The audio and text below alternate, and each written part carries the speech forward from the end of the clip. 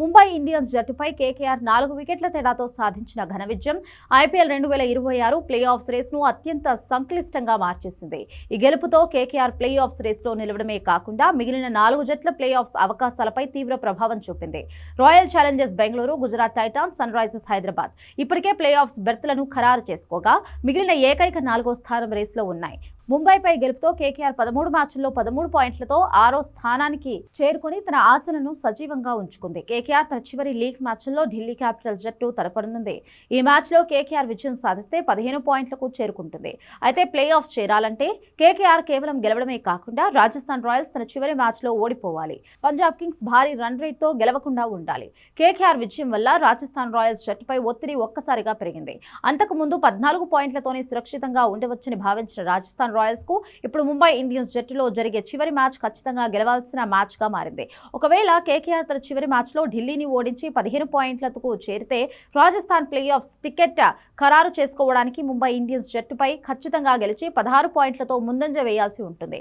Punjab Kings Lucknow super Giants తో జరిగే తన చివరి మ్యాచ్ లో గెలిస్తే గరిష్టంగా 15 పాయింట్లకు చేరుకునే అవకాశం ఉంది. అయితే కేకేఆర్ కూడా 15 పాయింట్లకు చేరుకునే అవకాశం ఉండడంతో పంజాబ్ కేవలం మ్యాచ్ గెలిస్తే సరిపోదు. ఒకవేళ రాజస్థాన్ తన చివరి మ్యాచ్ లో ఓడిపోయి పంజాబ్, కేకేఆర్ రెండు తమ మ్యాచ్లలో గెలిచి 15 పాయింట్లతో టై అయితే ఇప్పుడు నిర్ణయం పూర్తిగా నెట్ రన్ రేట్ పైనే ఆధారపడి ఉంటుంది. కాబట్టి పంజాబ్ భారీ తేడాతో గెలవాల్సిన పరిస్థితి ఏర్పడింది.